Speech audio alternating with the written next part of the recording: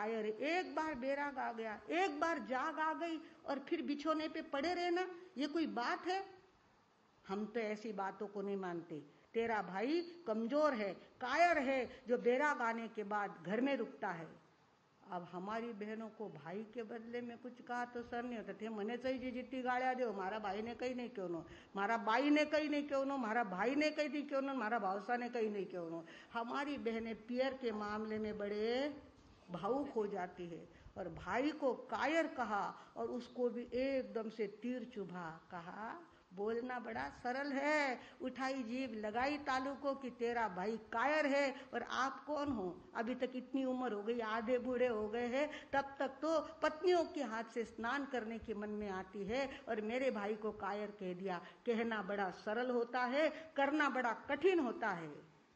और उसके मुंह से शब्द निकल गए, स्वामी कहना बड़ा सरल है, करना बड़ा कठिन है। भगवान महावीर के चरणों में जाकर के दीक्षा लेना, सन्यास पालना, रात्रि भोजन त्याग, ब्रह्मचर्य व्रत, पैदल विहार करना, भिक्षा मांग के लाना, कोई एक बात होती है क्या वहां पे? और वो सब करने के लिए मेरा भाई तैयार हुआ है। आप तो अब तक विषय भोग में लिपटे पड़े हो। उसने कहा, क्या कहा? क्या कहा? लिपटा हुआ हूं मैं, लिपटा हुआ हूं, कायर हूं, कहना सरल है, करना कठिन है। जो कहा है वो करके दिखा सकता है ये धन्ना। शाह पुरुष बोले नहीं, बोले तो कर देत, दक्षिण में आवे नहीं, आवे तो भर देत। शाह पुरुष बोलता नहीं और बोलने के बाद करने के लिए आगे पीछे करता नहीं। बस अब मुझे ना कपड़े पहनने हैं, ना स्नान करना है, बस यहीं से रथ पे बैठ करके कहाँ जाना? तेरा वो भाई है ना, उसके घर जाऊंगा, मेरे साले को, आलसी साले को अपने साथ लूंगा और सीधे भगवान के चरणों में जा करके हम दोनों साला बहनोई दीक्षा लेंगे। अरे बाप रे, सुभद्रा तो कहीं की नहीं रही, करायला गेलं एकन झालं भलतच। अरे बाप रे, आप चले गए, भाई तो कभी 4-6 महीने में एक आध बार मिलने वाली मेरी शक्ति थी, पर आप तो मेरे जिंदगी की शक्ति हो, आप चले गए तो मैं क्या करूंगी? नाथ, मैंने गलती करी, मुझे माफ करो, मैंने गलती करी, मुझे माफ करो।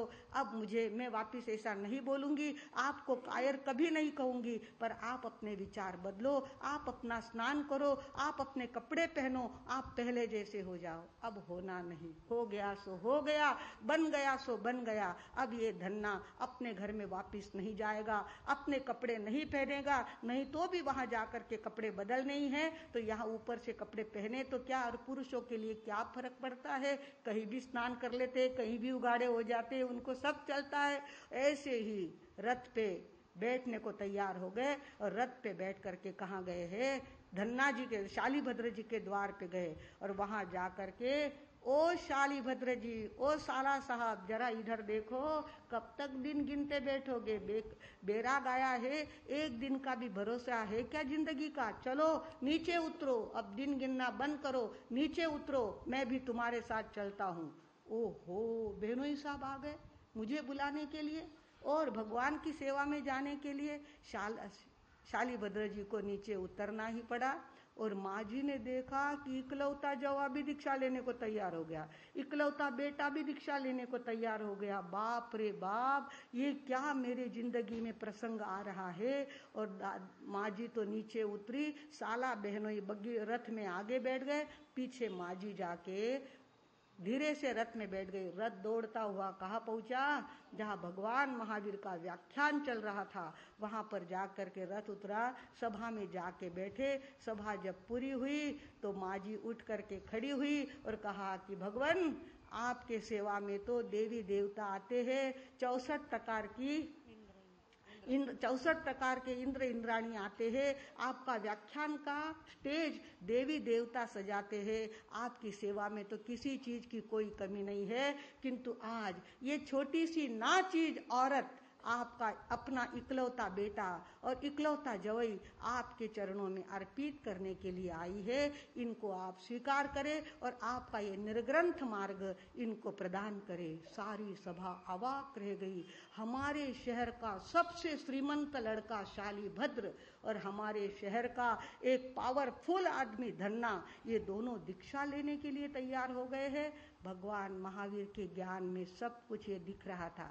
भगवान महावीर तो तीन लोक और 3 काल का सब कुछ हाथ में रहे हुए आंवले की तरह स्पष्ट देखते थे। आत्मा की मैक्सिमम पॉसिबिलिटी उन्होंने खोल दी थी और आत्मा की शक्ति उनको जागृत हो गई थी। भगवान ने तो देखा ये होना ही था, ऐसा ही होना था, कोई निमित्त बनने वाला था और इसके उपादान जागृत होने वाले थे। भगवान ने कहा आहा स्वम देवाणुप्रिया, जैसा सुख उपजे वैसा करो। भगवान ने कभी जबरदस्ती नहीं की है और भगवान ने साधु संतों को भी कहा है जबरदस्ती किसी को कोई प्रतिज्ञा मत देना, जबरदस्ती किसी से तपश्चर्या मत करवाना। जिसको जैसा सुख उपजे उतना करो, जिसको जितनी साता उपजे उतना करो, जिसके जितने भाव जागे उतना करो। जबरदस्ती का धर्म ये जैन धर्म है ही नहीं। जबरदस्ती में भी हिंसा होती है और हिंसा के लिए भगवान का पूरा विरोध है। तो इस तरह से भगवान ने कहा आहा स्वम देवाणुप्रिया और भगवान के दरबार में उनकी धूमधाम से दीक्षा हुई। भगवान ने उनको सारे पाठ सुनाए, करेवी भंते पचकाए। दोनों ने दीक्षा ली और दीक्षा लेने के बाद सारी सभा विसर्जित हो गई। माँ भी आंसू ढाल के चली गई, पत्नियां भी आकर के चली गई और दोनों साला बहनों ने कहा भगवान अब इतना सारा वैभव छोड़ के आए हैं, पुरुषार्थ के लिए आए हैं, हमें ऐसा रास्ता लेना है जिससे दमदार और बेड़ा पार हो जाए। राजगृह के अंदर वैभारगिरी नाम का बहुत बड़ा पर्वत है, आज भी वहां पे है।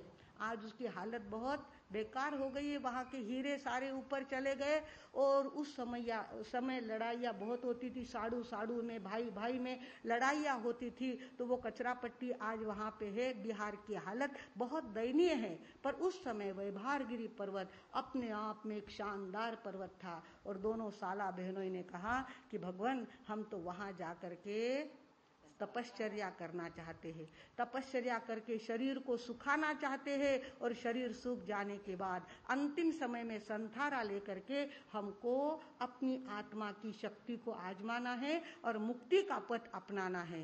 तो भगवान को ये सब ज्ञान में दिख रहा था। उन्होंने उनको क्या कर दी, परमिशन दे दी। वैभारगिरी पर्वत पे वो गए हैं और वहां पर तपश्चर्या करते करते उन्होंने एक दिन संथारा भी ले लिया। दोनों साला बहनों ने संथारा ले लिया कि जब तक शरीर में प्राण है तब तक खाना पीना सब हमको मना है।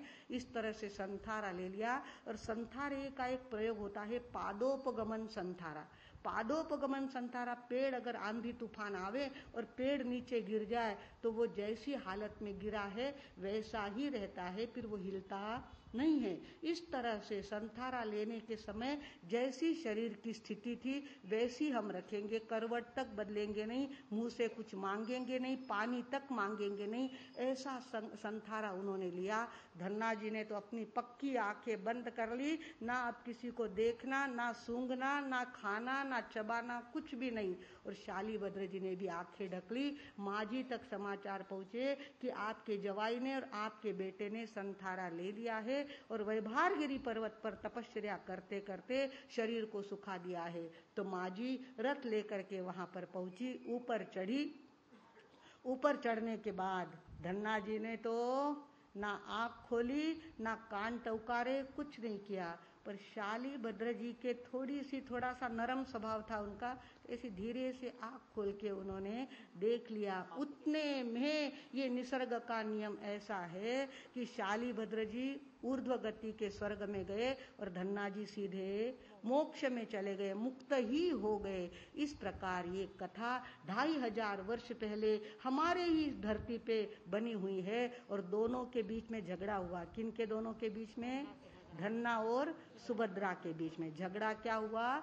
धन्ना जी ने कहा तेरा भाई कायर है और सुभद्रा ने कहा आपको कहना बड़ा सरल है पर करना बड़ा कठिन है। और उसके बाद धन्ना सुभद्रा की क्या बातें होती है वो काव्य के अंदर आपको हम सुनाना चाहते हैं। हमारे साध्वी जी ने इस कथा को, इस संवाद को बनाया हुआ है। आप सुनेंगे तो लगेगा कि वास्तव में कोई बात है। तो सिर्फ 10 मिनट की बात है। घड़ी का काटा, हम 10:30 बजे, अपना पर्दे में ही लिखा हुआ है 10:30 बजे तक हमारा ये संवाद 10 मिनट का चलेगा। अभी 10:15 बजे है और दोनों के सवाल जवाब आपको सुनने हैं, सुनेंगे सवाल और जवाब। उसके अंदर धन्ना जी बने हैं हमारे मधुस्मिता जी मार साहब, और शाली भद्र जी है हमारे मंगल प्रभा जी मार साहब।